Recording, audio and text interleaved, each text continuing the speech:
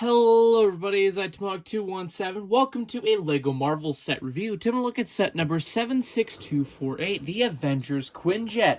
This set contains 795 pieces, 5 minifigures, and released officially on January 1st of 2023. So here is the Avengers Quinjet. It's honestly quite a large build for what you're getting, and I quite like it. It was a fun build process. Although I do have one complaint, is the stickers. The set is very highly selective with how you place the stickers. It gives you the option of 2 different sets of stickers, one being for the SHIELD logo and another being for the Avengers logo, but it's very biased towards the Avengers logo. So for when I built my copy, I chose to do the SHIELD logo, as you guys can see right here, and it was a bit of a pain in the butt because the instructions don't have any alternate options for if you're doing the SHIELD logo. It's kind of like figure it out for yourself kind of thing. Now that would be all fine and dandy if it was only a few stickers, but it's every sticker that this is, because there's a difference with them. So yeah, not a huge fan of that, and we'll show off what that alternate sticker sheet looks like. But anyway, the set does come with a display stand. It's even to this day, I'm still questioning why it came with a display stand. I mean, like, yeah, it's nice if you want to display it in flight mode like so, but it doesn't have a plaque giving information, which I feel like this set probably could have fit in with the fact that it had such a large sticker sheet selection. And just even places to store the minifigs, just something. It just kind of feels a little pointless to include a display stand, since that's its only purpose is for in-flight mode. But getting rid of the display stand, we should be able to have a better look at the build, because this set does have flip-out landing gear on both sides. Now, yes, it does have a gap, but it's not anywhere noticeable or a big of a pain enough for me to really care, so that's just me. Now, on the bottom of it, you can see where the display stand kind of connects right there. You do have something that can flip out, which I can only assume is if, you were to build a mock of a big helicarrier. It's kind of like for the runway thing, attachment of sorts, if that makes sense. And then, yeah, again, you can flip out the tires at the front there. And bada bing, bada boom, you got it in landing mode. And honestly, I don't mind having the Quinjet displayed like this. It looks pretty cool.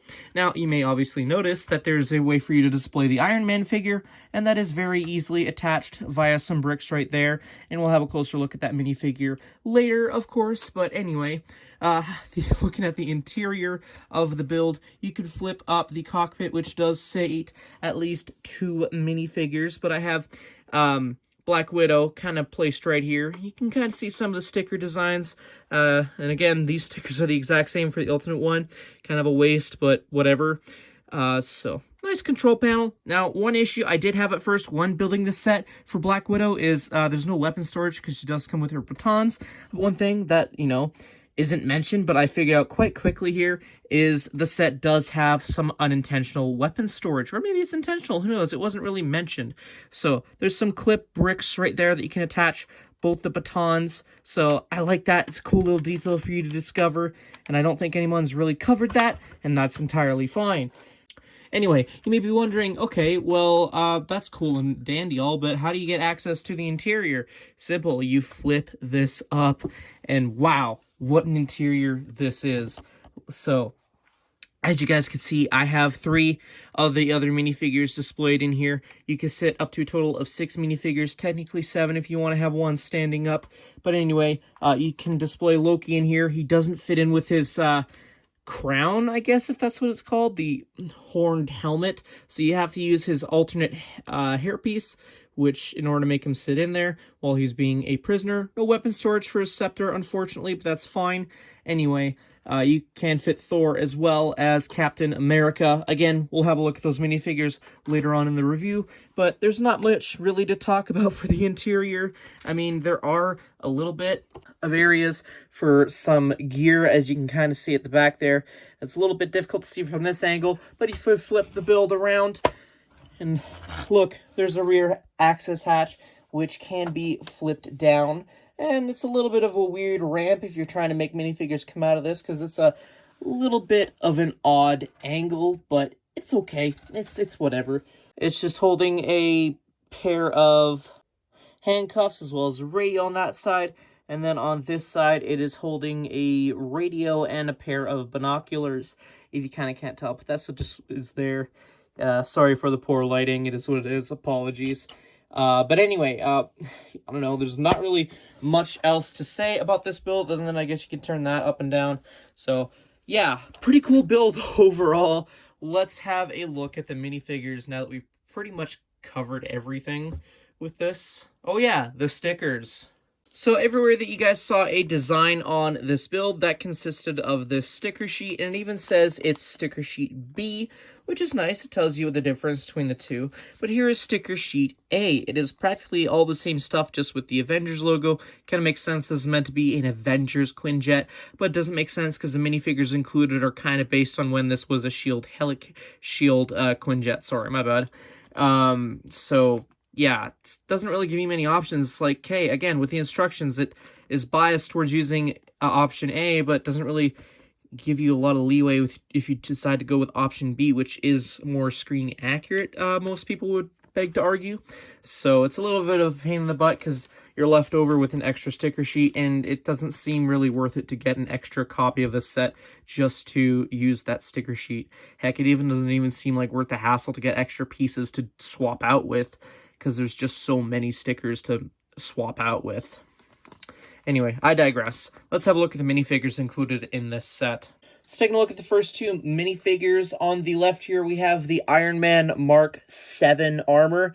This is a remake of the original that was released with the original Avengers Lego sets, which is fine. They kind of have to implement that new helmet design, and it's okay. This looks a little bit more detailed, and I don't mind too personally, because, you know, that figure is going for crazy amounts nowadays. He does come with two power burst shots, which if you push forward, it will shoot out, as I kind of accidentally demonstrated for you guys here. The mask can flip up and reveal the facial printing, and it's just the same Tony Stark design that they've been using for quite a few years now. You do get an alternate hairpiece if you want to swap out and have Tony use just that hairpiece on the minifigure for whatever reason. So cool, just kind of weird because you don't have anywhere to necessarily store that hairpiece.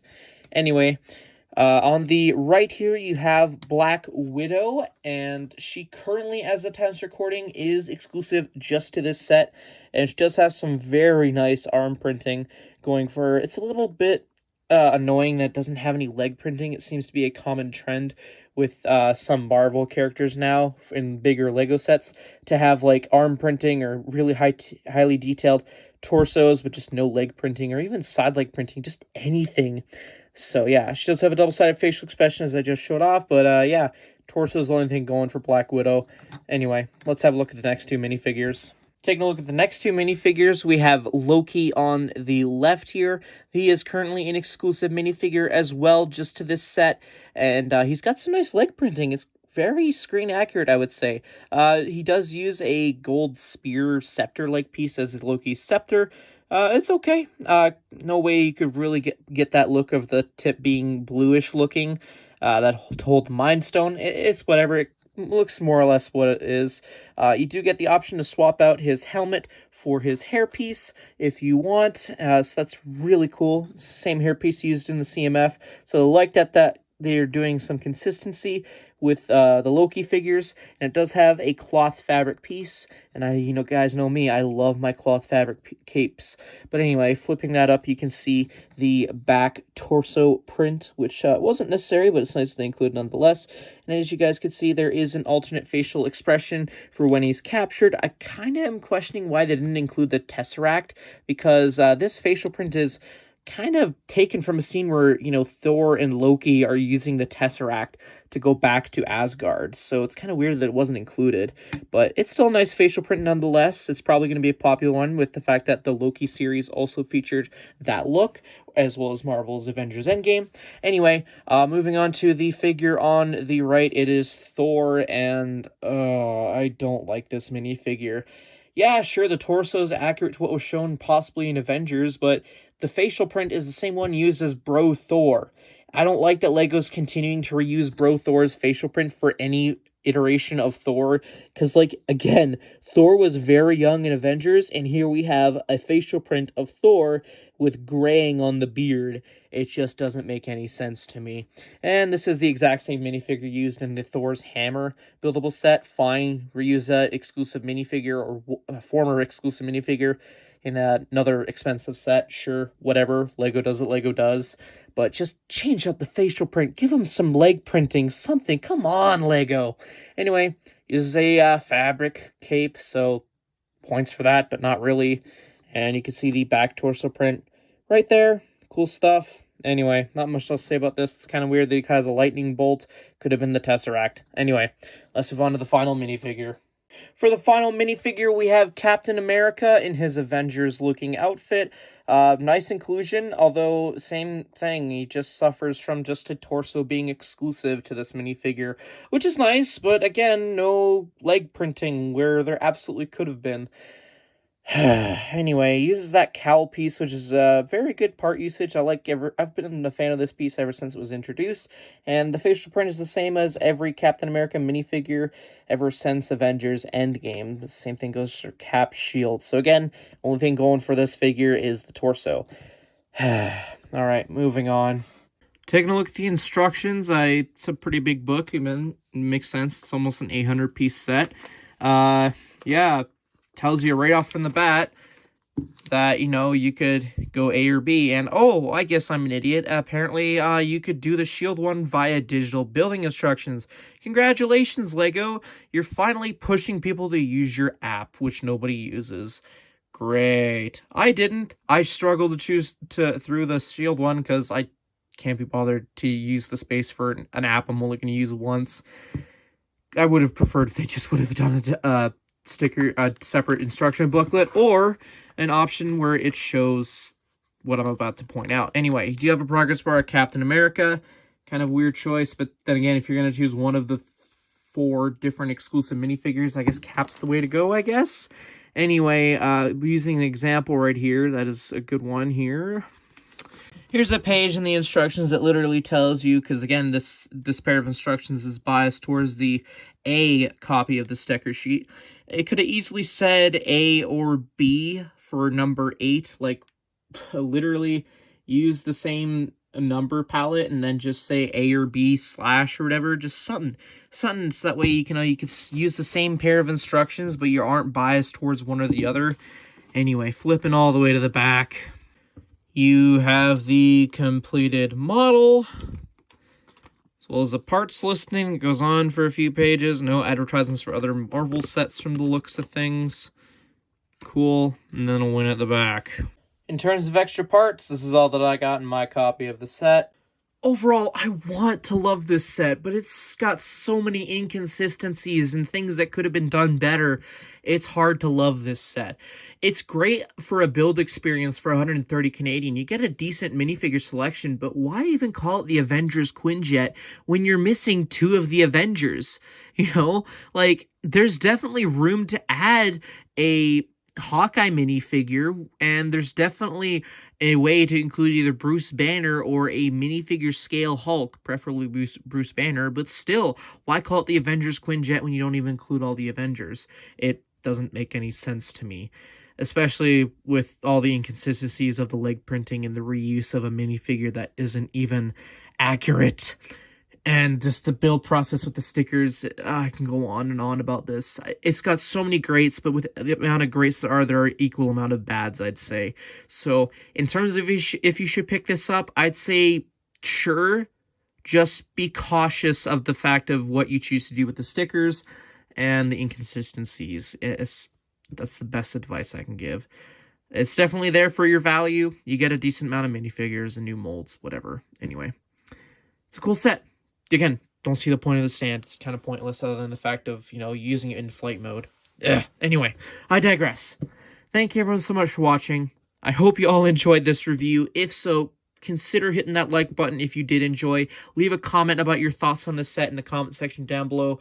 And yeah, that's it for today's review. Thank you everyone so much for watching. See you all in a future video. Till then, see you later. Bye-bye.